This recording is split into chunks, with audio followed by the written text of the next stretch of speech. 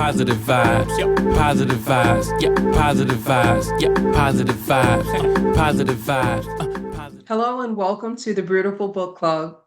Today, I'm honored to sit with Miss Shauntia Dyson, author of Held by Grace. This book is not a highlight reel, it's a lived testimony, one that walks through pain, faith, doubt, and healing without rushing any of it. Held by Grace reminds us that strength doesn't always look like standing tall. Sometimes it looks like being carried. This conversation isn't about having the right answers. It's about telling the truth, allowing space for reflection, and exploring what grace looks like when life doesn't unfold the way we imagined.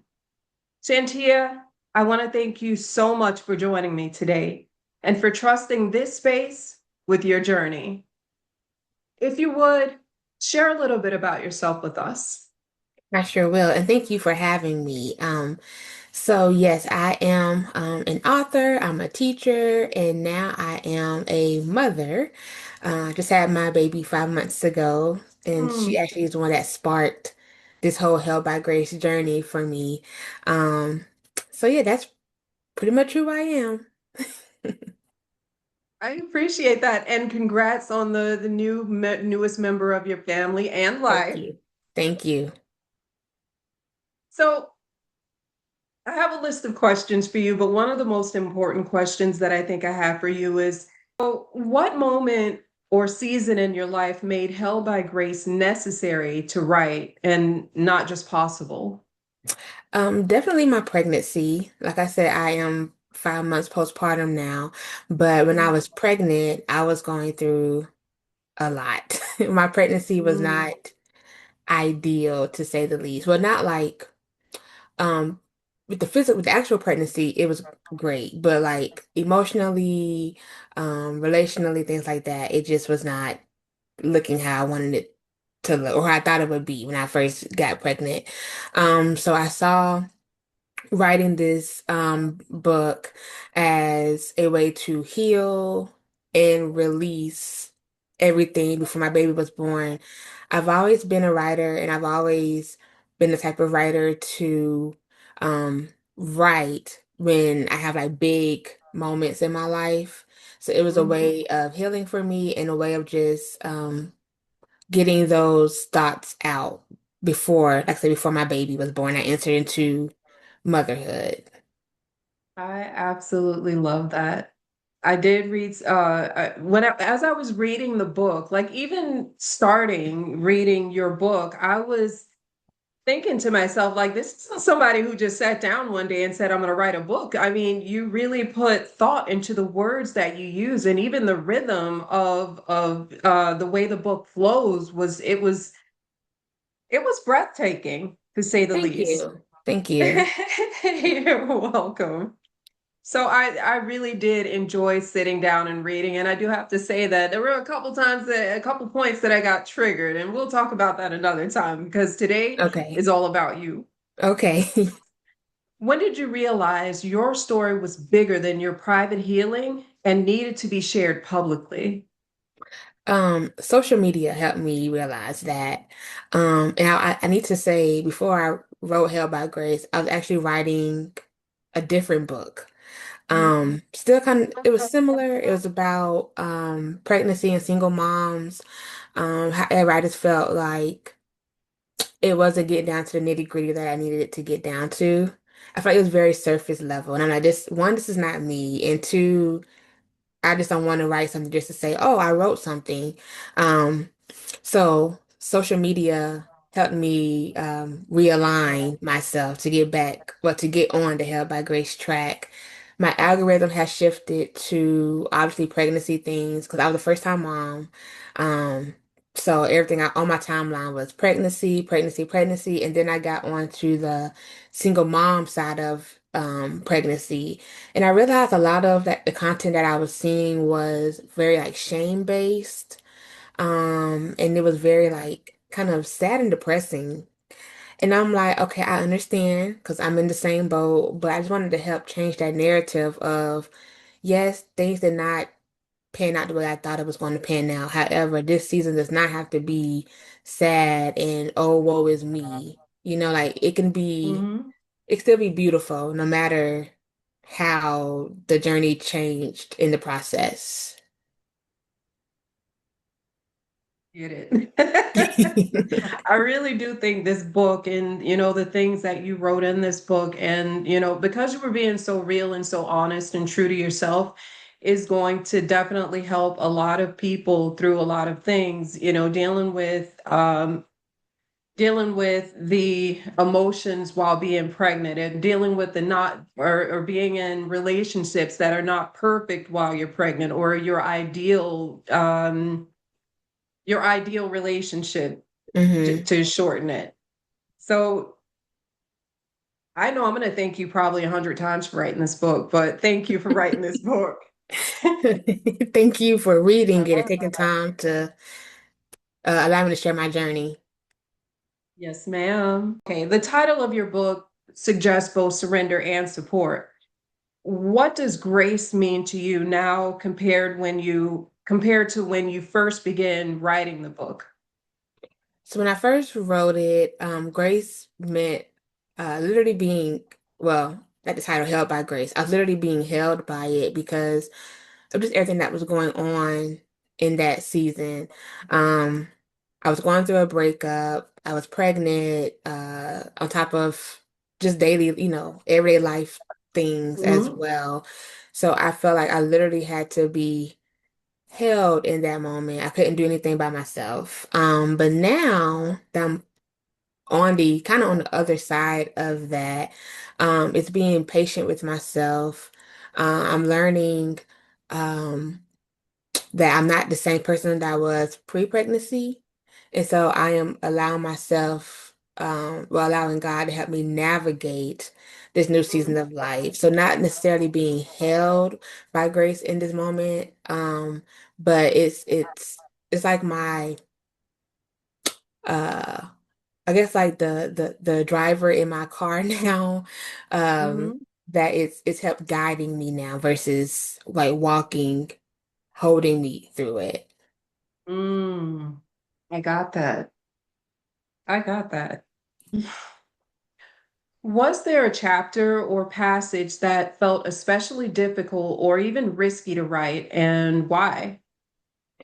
If I'm honest, the whole book was risky to write, for several reasons. One, I didn't know how it was going to be received by Hmm. anybody.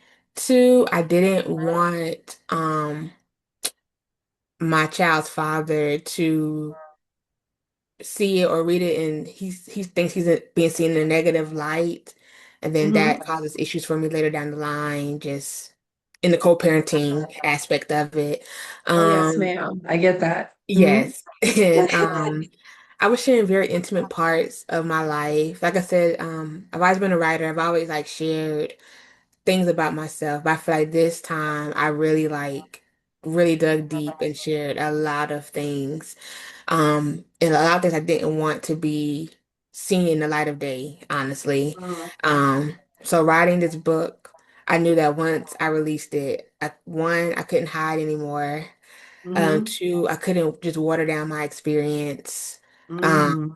so I knew that once I was in it, I was in it, and there was no turning back. Yeah, I got that. So I have to touch on something real quick now that while you were just speaking, I thought of one section of the book where you mentioned about going to like I think it was a doctor's appointment Hmm. to to be seen, and you went up in there and it was just you and you saw all these other couples together, and people together, and Yes. I cried there because that was Oh. my experience too, my first Hmm. pregnancy. So yeah, that part got me because I was there with you and I was feeling that and I felt all of that all over again. I was just like, here I am carrying his baby. We're supposed to love each other, but he's, off doing his thing and here I am alone. So I was right there with you. I almost was like, I don't want to do this. So that was part of me being confronted by, the past by reading your words. But as I continued to read it, it healed something. Oh, It good. really did. It healed something for me. I love to hear that. Yeah, that definitely was a very challenging day. Surrounded by Yeah. couples, and I'm the Hmm. only lone person there. Hmm. So it's like, oh, well, this is interesting. This thing I would be Yeah. in this place, but we're here now, so just Yeah. go with it. Yeah. Exactly. I think that it's such a thing that I don't want to say taboo, but I'm searching for the right word. But I think a lot of women are, experiencing the same thing and probably thinking the same way that you and I were thinking at that point in time. Hmm. So to all you ladies out there, you are not alone. Not at You are all. not alone. Not at all. Oh, okay. Let me get out my feelings. It's okay. It will take you there. I had a Yes, it tear did. Few come times. when you brought that up too. So I'm like, oh, yeah. So I get it. Did writing this book change how you understand your own past, or did it simply give you language to say what you already knew? I think it did both. I think I already realized the patterns and cycles that I dealt with um throughout my whole life. But I think actually like writing it down on paper, well, on a computer, they actually typing the words out gave the language to it um to kind of help break that cycle because now it's not just me like it's not just in my head or like in my journal. Again, this was as I'm typing the words out, it's kind of like an aha moment. Like, okay, now I see. So it did both for me. Very nice. Very nice. Your book speaks about grace as something to be experienced, not just believed in. How did grace show up for you in and how did grace show up for you in unexpected ways? Um, it showed up very crazy in unexpected ways throughout my entire pregnancy. So the crazy thing is I actually quit my job the day no the week I found out I was pregnant. So I found out I was Mm. pregnant on a Thursday, and on that Friday is my last day of work. I had my plans like, Oh. okay, I'm gonna do XYZ to really like, just build my life up, get where I need to be in life, get where I want to be in life. And when I found out I was Mhm. pregnant, it totally changed the game. Um, so I was actually unemployed my whole pregnancy. Oh, So from the time wow. I found out up until I gave birth in August. I started working again in September. So I was unemployed. So just the way financially I was taken care of, thanks to the help of my family and friends. I never Mhm. went without. And you know how pregnancy makes you super hungry and all that Oh, stuff. yes, ma'am. Yes, I never went without a meal. I never went without clothing. And my daughter, she she even to this day she does not have a need or want like she was taken Mm. care of throughout my pregnancy at the baby shower even without the help of her father and his side of the family like she didn't receive anything from them and still Hmm. very minimal to this day very minimal things from that side of the family and she doesn't have a want or need for anything so we were definitely taken care of um throughout that whole journey. That's how Grace showed up for me. Wow. Not everybody has a support system like you or I had. Yeah. A lot of these women are dealing on their own. And I mean, like, I wonder if you have words of wisdom for women that feel like they're completely on their own or are completely on their own through, during a season like this. um I would definitely say lean into that feeling, um, because your feelings are valid, and especially during pregnancy, a lot of people may try to make you feel crazy for thinking how you think or feel how you feel, but just lean into that feeling. And me, because I am a Christian, I would say you're never alone. There's God is always there with you. And if you read the I have a letter in the end of my book for mothers who may feel that way as well. Um, and even if you don't have anybody physically, like maybe in your home or even like in your location, there's always things like social media that you can feel connected. I joined a Facebook group when I first became pregnant, for pregnant women, and it's a lot of support in that group. Oh, It's encouragement in there if you need things, just advice, tips, tricks for pregnancy and having a baby, all those things. So find a support group, whether it be virtually, whether it be in your hometown, but just know that you're never alone. And even if you are, like I said, physically alone, there's still somebody or something besides you walking you through this very delicate season of life. mm, get it, y'all. I hope y'all grabbed that because that was a golden nugget. Were there moments when faith felt fragile or even absent during the journey you described? Yes, mostly in the relationship with my child's father. Um, which is crazy because but you when you read the book you see that spiritually it initially seemed that we were spiritually aligned. He was taking on like the leader and God this, God that, all those things, but this has been the furthest, well, that was the furthest I've been away from God. Which is crazy to me. But that's the truth. And so I feel like I didn't really get back, well, not back, but where I needed to be spiritually, with my faith and everything, until I was in the thick of my pregnancy, after the Mm, breakup, in the midst of writing this book, in the midst of realizing, okay, like it's not just me anymore, so I really need to get it together. That's when I feel like my faith got restored, and especially like I said, I was unemployed, um, and dealing with all kind of things. Um, I really had to lean on my faith. Oh, sorry, something got in my eye.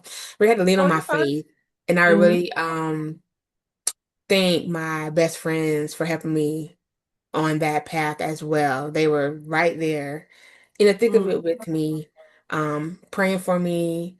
Um, Even when I couldn't pray for myself or I just wasn't in the mood to pray for myself, they were praying for me. They were there for me, sitting there with me through my tears, all the aw. above. So, and the writing process helped me restore my faith as well. So Mm, now I'm still not where I want to be spiritually, but I'm not where I was. And so every day it's a mm. constant, it's a constant work to get there, Yes. but it's been rewarding to say the least. Wow. Wow. All right, y'all. Another golden nugget. What do you hope readers feel after finishing Held by Grace and not just understand? I want them to feel empowered to put language to their own journeys. Mhm. Because a lot of times when we go through things, we kind of just tuck it in the back of our mind and just move forward in life, and we don't even realize that those things or certain themes and cycles and things can be repeated because we just kind of, like I said, throw it to the back burner and then keep moving forward. So I really hope that this helps them put language to their own journeys, help they feel empowered to leave a situation that no longer serves them, Mhm. no matter how the aesthetic may look. Because for me, I thought, oh, I'm pregnant. Okay, it's gonna eventually, but it's gonna turn into marriage. We're gonna be together. We're gonna have a family, and that was not the case. But I know ultimately where I am now is because I left that situation, and I know had I stayed in that situation, life would not be the same. Um, so yeah, just be empowered to just do what's best for you. in your child if you are in a situation to where a child is involved because they are looking up to you and they depend on you to keep them safe and protected.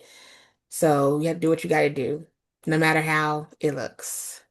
That's right. That's right. It might not be the prettiest picture, but it's your picture. So paint Yes. it how you want it to look. Yes. You have to. So is there a misconception about healing or faith that you hope to gently challenge through this book?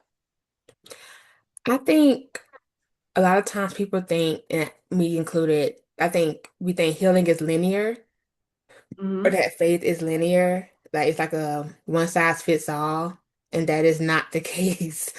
It can Yeah. be very messy, it can be very dirty.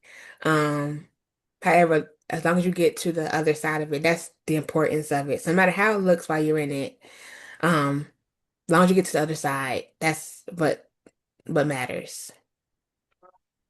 Who did you originally write this book for, and who has surprised you by connecting with it?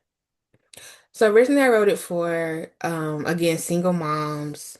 Like I said, going back to the social media thing, I just saw the very negative side of it. So I wanted Hmm. to shine different light on a single mom experience. Who Yeah. connected with it that surprised me the most? I would say my best friend. And I say that Mm-hmm. because she was there from day one, from Mm-hmm. when the relationship started, throughout the duration of the relationship, to the end, and even now. Um, so I didn't think it would hit her because, again, she was there with it. But when she read it, she shocked me because she was like, "Oh my God, like, this is so good!" Like she wasn't there, like she wasn't there from the beginning. But she said, um, she really enjoyed it because she saw different situations in a different light. And then she learned some new things that I guess I didn't share with her about the Mm-hmm. relationship and things that ha may have happened. So that was very I don't want to say shocking, but that was very I don't know what the word is Surprising. I'm looking for. Yes, very surprising.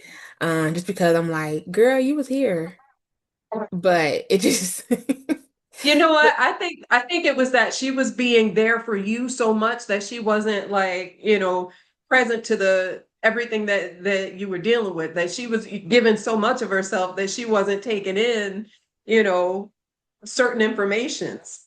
I would agree with that wholeheartedly. And we actually had a lot of conversations about that throughout this whole journey of like kind of her kind of putting herself on the back burner to make sure I was okay. Um Oh, so now we're on the other side thank of you, it. bestie. Yeah, she is the best. I'm about to cry, Lord. Postpartum. We're gonna blame it on postpartum. But now we are in the both in the season to where we kind of, we're past that. So now we are like, okay, she's doing what she needs to do for herself.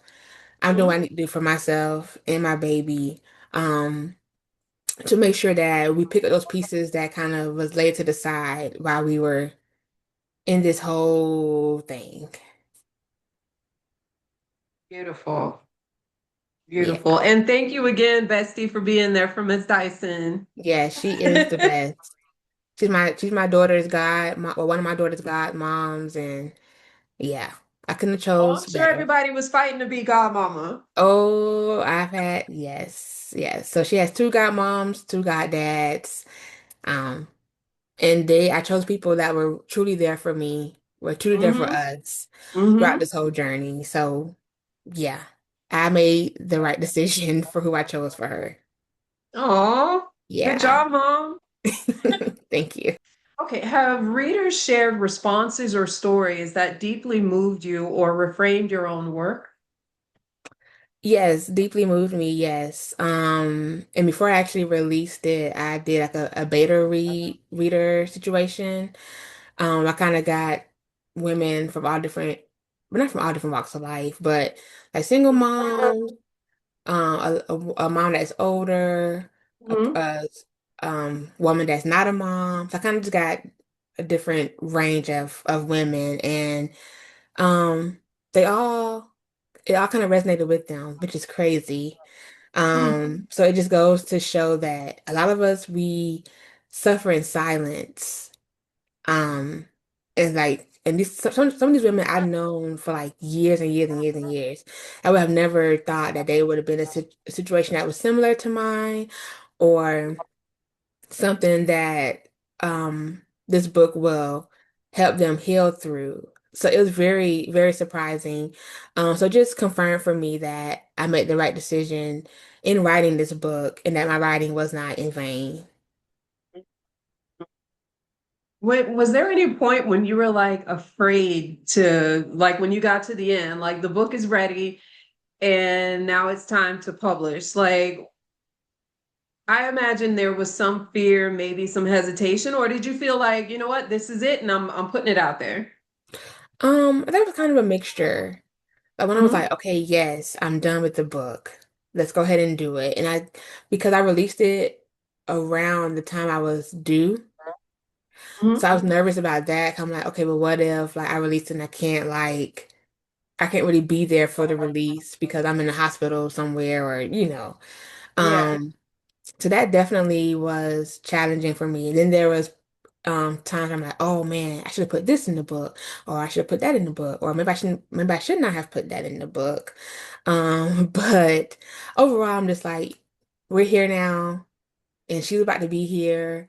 So let's just do it. And it's crazy because I released it on August 1st and she was born on August 4th. Oh my She God. came 3 weeks early. So I released it on the 1st. That Saturday I went to the hospital and I had her that Monday. So it was a very interesting Wow. weekend. Yeah. No kidding. You basically gave birth twice in Right. a, in a Yeah. month, in a Yeah. week, really. Right. First your book and then the baby. Get it, Within three girl. days of each other. Yes. Wow. You emotionally process the responsibility of holding other people's pain once they've seen themselves in your story. So one, I try not to take on their emotions. Okay. And I struggle with that because I'm a Mm. very empathetic person. And so I've had to learn to sit with somebody and how they're feeling instead of like throwing myself into that feeling with them.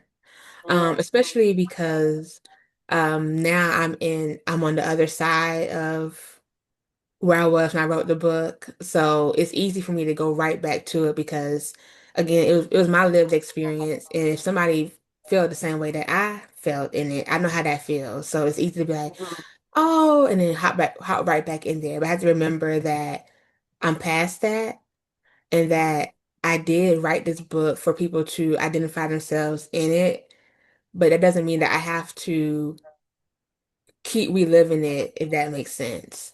So I Yes, just absolutely. Yeah, so how I emotionally process it is I acknowledge that they feel how they feel. I'm thankful that they feel that they resonated with the book. But just kind of keeping it there versus taking it on myself and Mhm. going back to that feeling. That's powerful. Another golden nugget, y'all. They're just coming out this Wow. morning. That it's saying. I said they're just coming out this morning, Oh, yes, ma'am. the Yes, nuggets. ma'am. Wow. Okay. How has writing Held by Grace changed the way you see yourself as a woman, writer, or spiritual being? I think it's changed how I see myself in all three of those aspects. So as a woman, it's changed how I view myself and how I view relationships, that I don't have to settle for just what's given to me. If I don't like it, I can remove myself, Right on. which I did. And so I'm going to continue that pattern. As a writer, it's changed. I think how I view myself. So instead of me just being somebody that just writes my experiences, I think I see myself more as a writer because so many Mhm. people have came to me and said like, oh, like your words are beautiful, like how you how you just intertwine things is so beautiful, things like that. And I think initially I was just like, oh, it's just me, I'm just writing down what happened to me. But like to see myself more seriously as a writer and that, this is one of my gifts and to lean into that more. As a spiritual being, um, it definitely reminded me to um not rely on somebody else for my spirituality. Um, because I saw where that got me and it was not a good a good space. So just taking my own spirituality by the horns, I guess I should say, and like do the work myself. Mm-hmm. And also trust my discernment. Some people may think of it as, your intuition or Mm-hmm. gut feelings. Same difference. Discernment is what it is for me. And trust that. I feel what I feel for a reason. Um, yeah. So just trust that and continue to get stronger by the day. Mm. That's awesome. I love your answer to that because a lot of men, women, and those in between, because I want to make sure I, kind of include everyone. Inclusive, yeah. Yeah, exactly. Find ourselves in a relationship that we know is not healthy for us, but it is familiar. And your book definitely touched on that as well.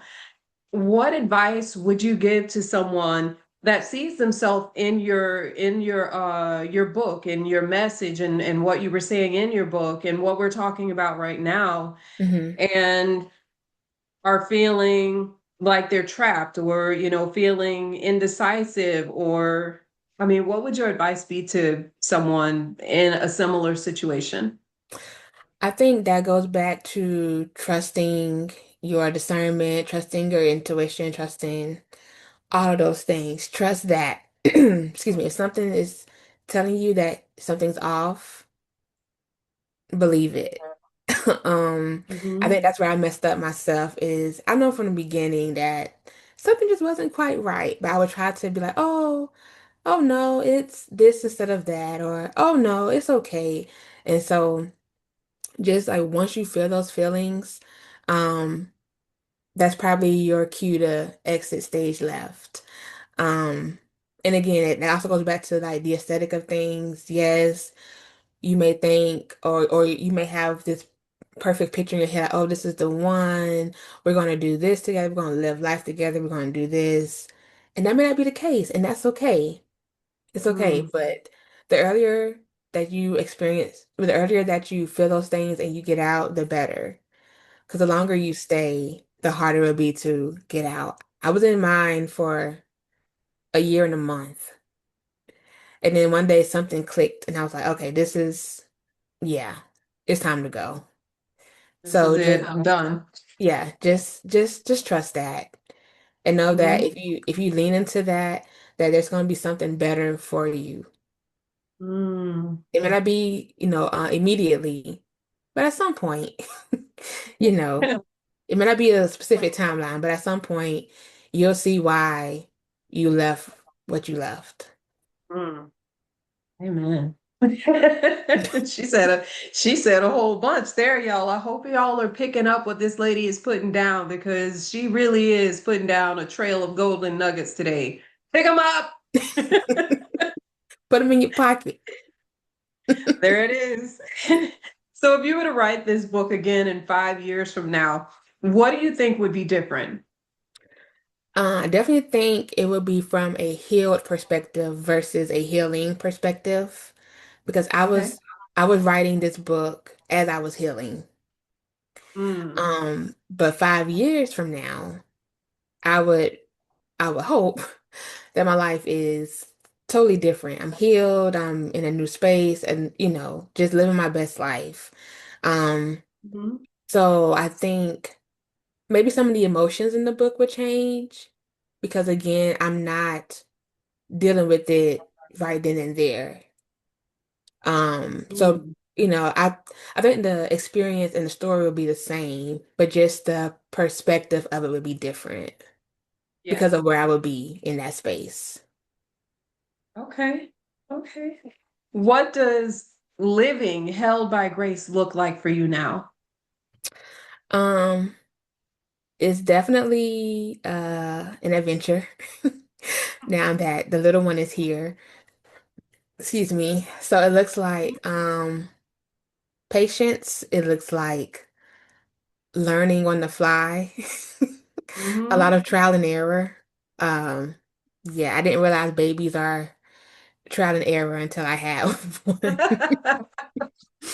Never Um, do know until we have one. Like yes, you're gonna have the baby and a manual's gonna pop out and just upload to your mind and yeah, that's not the no. case. Not the case at all. But it's still a very beautiful season because Yes. like I said, it's not somebody physically carrying me now, but they're like Hmm. help guiding me. And so I feel like I am in I know just like the buzzword lately, but like I'm living like in a soft life. I'm learning how to be soft with myself, with Hmm. my daughter, and just taking it day by day. I'm learning and unlearning things, reminding myself that I'm not pre-pregnancy Tia, or the person I was before I had her. It looks like boundaries. Um, yeah, it looks like just living for myself versus other people. Oh, yes, ma'am. Yeah. It's hard. It's very hard. I am a Yeah. recovering people pleaser, so that's definitely has been a very hard um lesson to learn, but Mhm. I'm doing it slowly but surely. It's better that you're learning it now rather than, way down the road somewhere where you feel used up and, just Yeah. Yeah. yeah. Yeah. Okay, good on you, sis. So, for someone in the middle of their own breaking or rebuilding season, what would you want them to know today? That is only temporary, even though it's hard when you're in it. Sometimes it Hmm. looks like you're drowning and there's no way out, but it's definitely temporary. I also want them to know that um going back to like they're not alone. They're not alone in Hmm. it. Um, there's always somebody that has a very similar experience, whether they share it or not. Yeah. But yeah, and there's a scripture that said there's nothing new under the sun. I think they should know that too, that what you're going through, um, is not the first or the last time that has happened to somebody at some point. So just be encouraged in that. And they're stronger than they know. Mm. They're stronger than they Yes, know. ma'am. Yeah, because when you're in a breaking season or a rebuilding season, it may feel like you're weak and like you just can't go on. But once you continue on, you're like I can do this, or I did Hmm. this. So looking Hmm. back, it's like, you know, you have more strength than you realize because you had to push forward or because you did push forward. So Hmm. those are my key takeaways for those who may be in that season right now. Nice, nice. And as you were speaking, I thought of something that I had heard someone say, and I can't remember his name right now, but he's a very well-known motivational speaker. What was it exactly that he said? When if you look back at your life and all of the bad days and horrible days that you've had and realize that, paraphrasing here, and realize today that you survived all of those bad days, then if Yes, I today know is a something bad about. day, just know you're going to survive it. I know it, Yes, it was, something along those it lines. I was, heard that before. I know what yeah. you're talking about. Yes, that's very true. That's Good. very true. You don't realize it while you're in it, but once you're out of Mhm. it, it's like, I did that. Yes. Yeah, Yes. I yeah, survived it and I have many more to survive. So, yes. yes. Okay. Is there anything you wanted to leave our audience with, any more nuggets or anything? Anything you'd like Um, to say to our audience? I will say that along with the book, I created a 21-day workbook as well for those who may be in that season.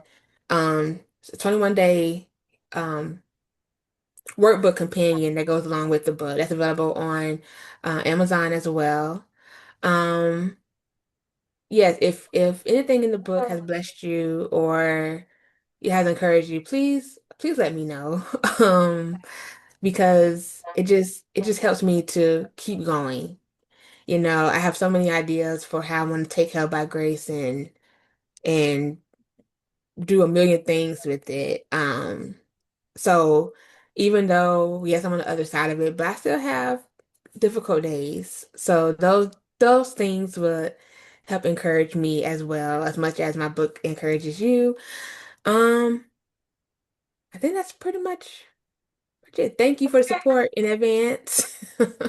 So where would you want, let's say if one of the audience members wants to, aside from read your book, but like reach out to you, like do you want them to reach you on a certain social media platform, or what would be the best way for them to send you a message or follow or So I'm on all social media platforms. I'm on Instagram and Threads as Hey It's Wanshay.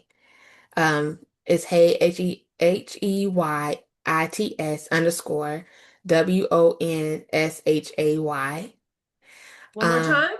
WONSHAY. And that's an interesting name. It's a nod to my middle name. Yeah. Okay. And I'm on Facebook by my first and last name. And if you want to email me, it's my first and last name. Well, first name J, last name at gmail.com.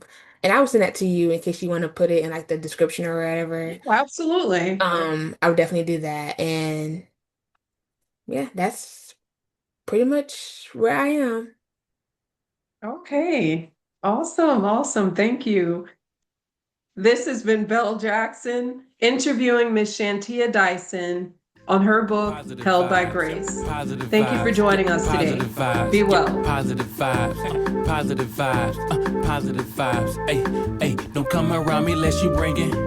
Positive vibes, positive vibes, positive vibes. I'm talking positive vibes. Ain't nobody got time for your shit today. Take that bad energy and go. I'm feeling good, I'm looking good, I'm living good. I'm living life to the fullest, evolving like I should. My vibe dope, you would think I mixed it with baking soda. I'm running cold in the way I handle weight on my shoulder. That means I'm never stressed.